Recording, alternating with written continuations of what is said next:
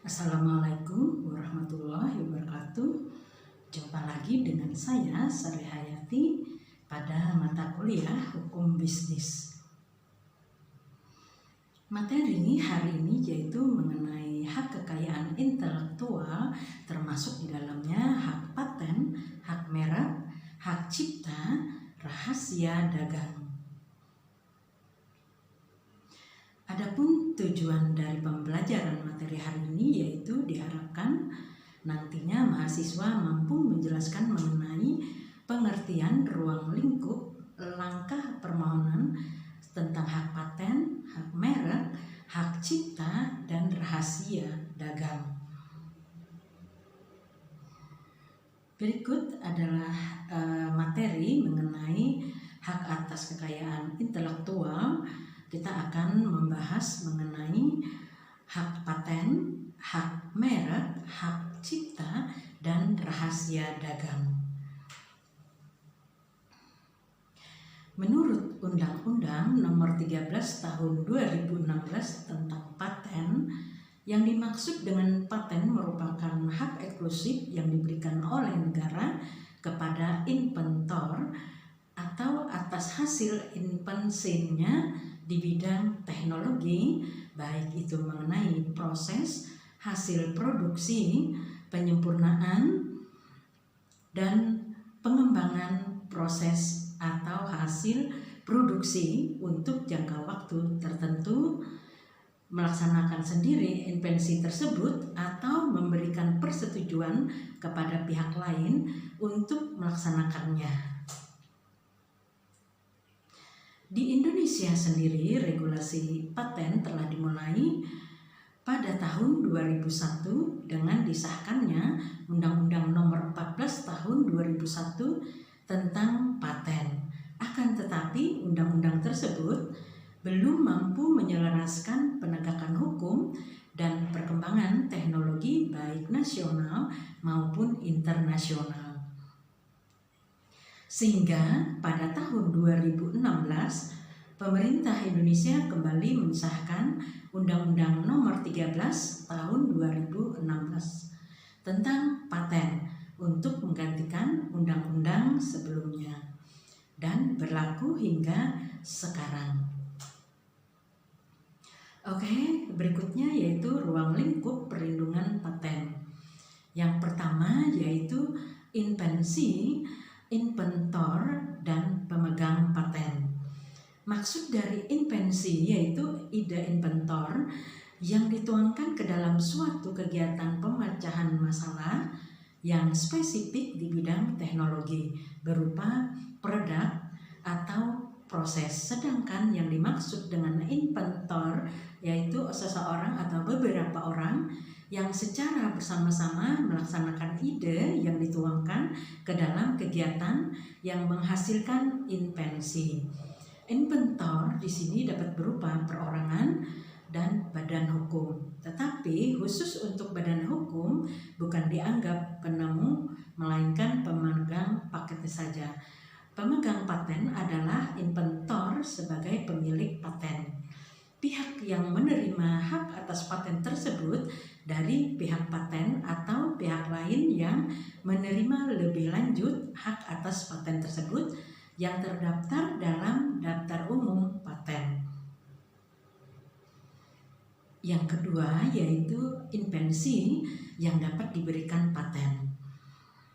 Perlindungan paten meliputi paten dan paten sederhana. Paten diberikan untuk invensi yang baru, mengandung langkah invensi yang dapat diterapkan ke dalam industri. Sedangkan paten sederhana diberikan untuk setiap invensi baru, pengembangan dari produk atau proses yang telah ada dan dapat diterapkan dalam industri. Yang ketiga yaitu invensi yang tidak dapat diberikan paten. Invensi yang tidak dapat diberikan paten biasanya meliputi proses atau produk yang pengumuman, penggunaan atau pelaksanaannya bertentangan dengan peraturan perundang-undangan, bertentangan dengan agama, bertentangan dengan ketertiban umum, kesusilaan, metode pemeriksaan, perawatan, pengobatan, atau pembedahan yang diterapkan terhadap manusia atau hewan, teori dan metode di bidang ilmu pengetahuan dan matematika, makhluk hidup kecuali jasad renik atau proses biologis yang esensial untuk memproduksi tanaman atau hewan, kecuali proses non-biologis atau proses mikrobiologis. Yang keempat yaitu subjek paten. Berdasarkan pasal 10 Undang-Undang Paten, pihak yang berhak memperoleh paten adalah inventor atau orang yang menerima lebih lanjut hak inventor yang bersangkutan. Jika invensi dihasilkan oleh beberapa orang secara bersama-sama, maka hak atas invensi dimiliki secara bersama-sama oleh para inventor yang bersangkutan.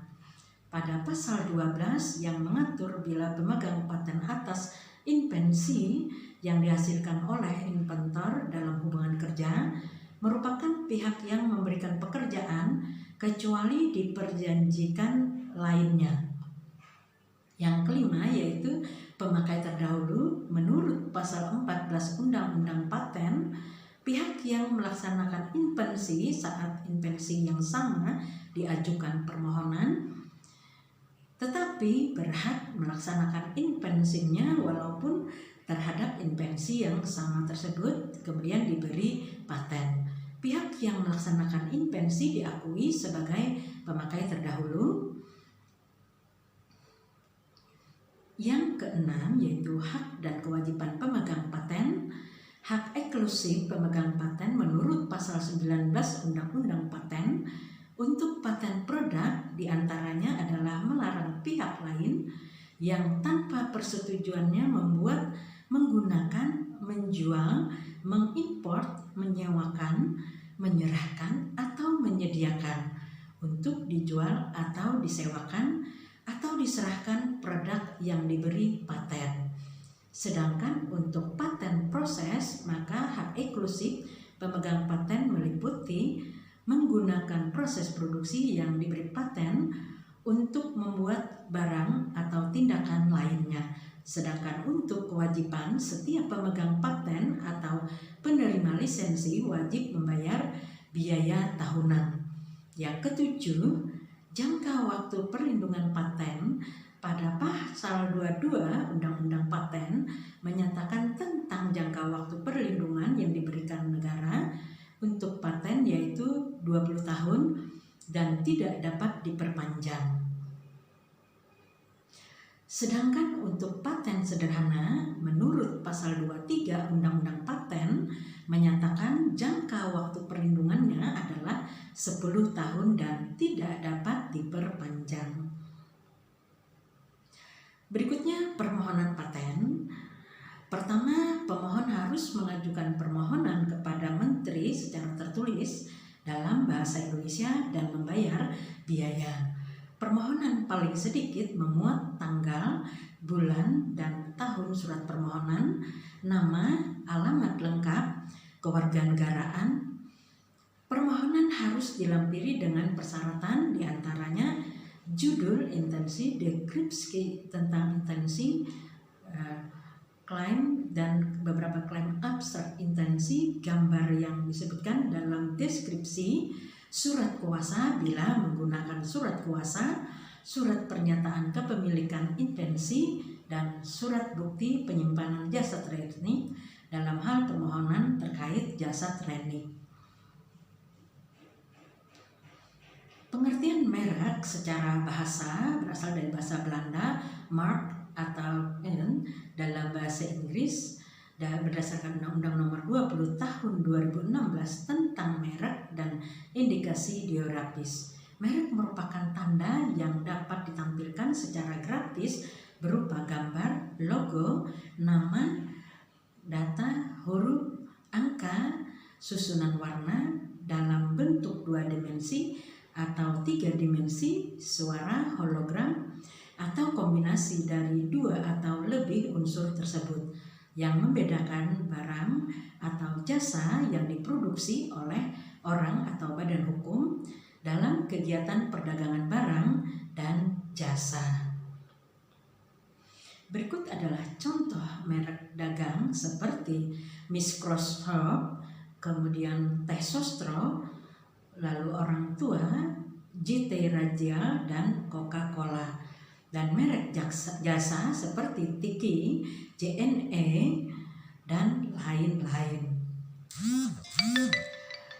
Berikut adalah contoh hologram terdiri bisa 2 dimensi ataupun 3 dimensi. Oke, kita lanjutkan dengan ruang lingkup merek. Yang pertama yaitu jenis merek. Terdapat 3 jenis merek yang terdapat di dalam Undang-Undang Nomor 20 Tahun 2016 tentang merek dan indikasi geografis, yaitu merek dagang, di mana merek dagang itu adalah merek yang digunakan pada barang yang diperdagangkan oleh seseorang atau oleh beberapa orang secara bersama-sama, atau yang merupakan badan hukum untuk membedakan dengan barang jenis lainnya. Kemudian ada juga yang disebut dengan merek jasa, yaitu merek yang digunakan pada jasa yang diperdagangkan oleh seseorang atau beberapa orang secara bersama-sama atau badan hukum untuk membedakan dengan jasa sejenis lainnya. Berikutnya merek kolektif, yaitu merek yang digunakan pada barang atau jasa dengan karakteristik yang sama mengenai sifat, ciri umum, dan mutu barang dan jasa, serta pengawasannya yang akan diperdagangkan oleh beberapa orang atau badan hukum secara bersama-sama untuk membedakan dengan barang atau jasa sejenis lainnya. Kemudian mengenai hak atas merek. Hak atas merek itu merupakan hak eksekutif yang diberikan negara kepada pemilik barang yang terdaftar untuk jangka waktu tertentu dengan menggunakan sendiri merek tersebut, atau bisa juga dengan memberikan izin kepada pihak lain untuk menggunakannya. Baiklah, kita lanjutkan yaitu mengenai permohonan pendaftaran merek. Permohonan pendaftaran merek diajukan oleh pemohon atau kuasanya kepada menteri secara elektronik atau non-elektronik dalam bahasa Indonesia. Dalam permohonan tersebut mencantumkan tanggal, bulan, dan tahun permohonan, kemudian nama lengkap, kewarganegaraan, dan alamat pemohon, nama lengkap dan alamat kuasa jika permohonan diajukan melalui kuasa, warna jika mereka yang dimohonkan menggunakan unsur warna, nama negara, dan tanggal permintaan merek yang pertama kali dalam hal permohonan diajukan dengan hak prioritas, dengan transparan atau kelas jasa atau kelas barang. Hak cipta menurut pasal 1 Undang-Undang Nomor 28 Tahun 2014 yaitu hak eksklusif pencipta yang timbul secara otomatis berdasarkan prinsip deklaratif setelah suatu ciptaan diwujudkan dalam bentuk nyata tanpa mengurangi beban pesan sesuai dengan ketentuan perundang-undangan. Pencipta sendiri merupakan seseorang atau beberapa orang secara bersama-sama yang atas inspirasinya melahirkan suatu ciptaan berdasarkan kemampuan pikiran, imajinasi, kecekatan, keterampilan, atau keahlian yang dituangkan ke dalam bentuk yang khas dan bersifat pribadi. Sedangkan ciptaan yaitu hasil setiap karya pencipta yang menunjukkan keasliannya dalam ilmu pengetahuan seni atau sastra. Kemudian yang dimaksud dengan keaslian pada ciptaan yaitu merujuk pada kekuatan expression of ideas yang hanya dimiliki dan dilaksanakan dalam bentuk real atau nyata Dengan kata lain, hak cipta tidak diberikan kepada ide, gagasan, karena karya cipta harus memiliki bentuk khas, bersifat pribadi, dan menunjukkan keaslian sebagai ciptaan yang lahir berdasarkan kemampuan, kreativitas, atau keahlian, sehingga ciptaan itu dapat dilihat, dibaca, dan didengar. Adapun contoh hak cipta yaitu membuat salinan atau reproduksi ciptaan, serta kemudian menjual hasil salinan tersebut, mengimport dan mengekspor ciptaan, menciptakan sebuah karya turunan ataupun derivatif atas ciptaan, seperti mengadaptasi ciptaan. Ruang lingkup hak cipta yang pertama, pemegang hak cipta, yaitu pencipta sebagai pemilik hak cipta atau pihak yang menerima hak tersebut dari pencipta, atau pihak lain yang menerima lebih lanjut hak dari pihak yang menerima hak cipta tersebut. Yang kedua, fungsi dan sifat hak cipta. Hak cipta merupakan hak eksklusif yang timbul secara otomatis setelah suatu ciptaan dilahirkan tanpa mengurangi pembatasan. Disinilah perbedaan antara hak cipta dengan hak paten. Hak cipta juga merupakan benda bergerak sehingga dapat dialihkan sebagai warisan, hibah, wasiat, wakaf, perjanjian tertulis, dan lain sebagainya. Selain itu, berdasarkan Undang-Undang Nomor 28 Tahun 2014 menyatakan bahwa bila hak cipta merupakan benda bergerak tidak berwujud yang dapat dijaminkan dengan jaminan fidusia. Kemudian yang ketiga, hak ekonomi dan hak moral. Hak cipta terdiri dari hak ekonomi dan hak moral. Hak ekonomi itu sendiri yaitu hak untuk mendapatkan manfaat ekonomi atas ciptaan serta produk hak terkait.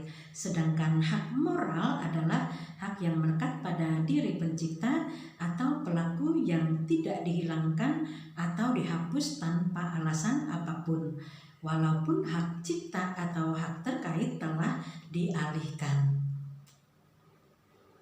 Berikutnya mengenai pendaftaran hak cipta. Berdasarkan Undang-Undang Nomor 28 Tahun 2014, pendaftaran hak cipta tidaklah merupakan kewajiban untuk mendapatkan hak cipta. Hak cipta dapat diperoleh secara otomatis, meskipun demikian pencipta perlu mendaftarkan daftar umum ciptaan sebagai bukti awal. Berikutnya yaitu jenis dari hak cipta. Yang pertama, ciptaan dengan hak cipta seumur hidup ditambah 70 tahun. Perlindungan atas ciptaan yang kemudian tercantum di dalam pasal 58 ayat 1 Undang-Undang Hak Cipta berlangsung selama pencipta hidup serta juga akan berlangsung selama 70 tahun setelah sang pencipta itu meninggal. Ciptaan tersebut diantaranya seperti template buku, kemudian pidato dan sejenisnya, alat peraga, lagu, drama, karya seni, karya arsitektur, dan peta, dan lain-lain. Jenis yang kedua yaitu ciptaan dengan hak cipta selama 50 tahun. Pada pasal 59 ayat 1 Undang-Undang Hak Cipta menyebutkan jenis ciptaan yang untuk perlindungan itu berlaku selama 50 tahun sejak pertama kali dilaksanakan pengumuman, seperti karya fotografi, potret, permainan video, program komputer, perwajahan gayret, jenis karya tulis, kemudian terjemahan, kompilasi, dan lain-lain. Yang ketiga yaitu ciptaan dengan hak cipta selama 25 tahun. Menurut pasal 59 ayat 2 Undang-Undang mengenai hak cipta, bahwa ciptaan itu seperti karya seni, terapan kemudian berlaku selama 25 tahun, di mana perlindungan hak cipta tersebut berlaku sejak pertama kali dilakukan pengumuman atas hak cipta. Kemudian yang keempat yaitu ciptaan dengan hak cipta tanpa batas waktu, terlebih khususnya untuk ekspresi budaya tradisional yang kemudian dipegang oleh pemerintah, maka perlindungan atas hak cipta tersebut akan berlaku tanpa batas waktu. Oke, berikutnya rahasia dagang berdasarkan Pasal 1 Undang-Undang Nomor 30 Tahun 2000, rahasia dagang didefinisikan sebagai informasi yang tidak diketahui oleh umum di bidang teknologi dan atau bisnis, memiliki nilai ekonomi karena berguna di dalam kegiatan usaha dan dijaga kerahasiaannya oleh pemilik rahasia dagang. Sedangkan yang dimaksud dengan rahasia dagang yaitu hak atas rahasia dagang yang timbul berdasarkan undang-undang tersebut. Ruang lingkup rahasia dagang menurut Pasal 2 Undang-Undang Nomor 30 Tahun 2000 terdapat beberapa hal terkait ruang lingkup rahasia dagang. Yang pertama, hak pemilik rahasia dagang. Menurut Pasal 4 Undang-Undang Nomor 30 Tahun 2000, pemilik rahasia dagang memiliki hak menggunakan sendiri rahasia dagang yang dimilikinya, memberikan lisensi kepada atau melarang pihak lain untuk menggunakan rahasia dagang, atau mengungkapkan rahasia dagang kepada pihak ketiga untuk kepentingan yang bersifat komersial.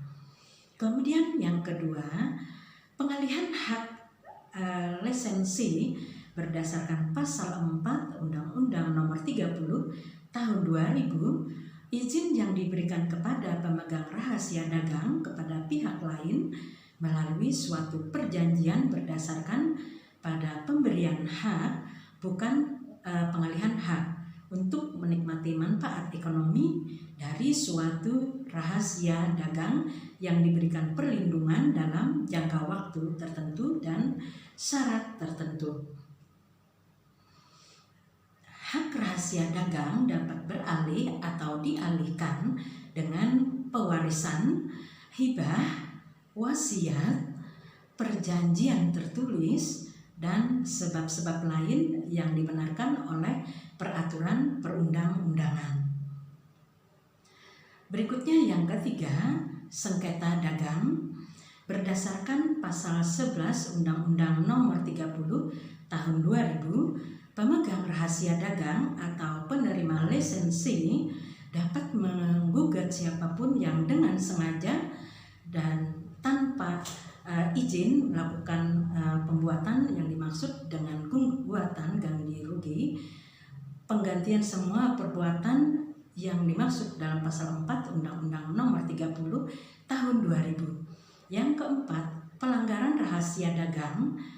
Pelanggaran rahasia dagang terjadi apabila seseorang dengan sengaja mengungkapkan rahasia dagang, mengingkari kesepakatan atau mengingkari kewajiban tertulis atau wan prestasi, atau tidak tertulis untuk menjaga rahasia dagang yang bersangkutan. Perbuatan untuk mendapatkan informasi dengan cara tersebut dapat digolongkan sebagai praktek spionase ekonomi, seperti praktek intelijen marketing dari perusahaan pesaing dengan berbagai cara. Oke, demikian tadi materi hari ini, yaitu mengenai hak kekayaan intelektual. Saya akhiri. Wassalamualaikum warahmatullahi wabarakatuh. Thank you. See you next week.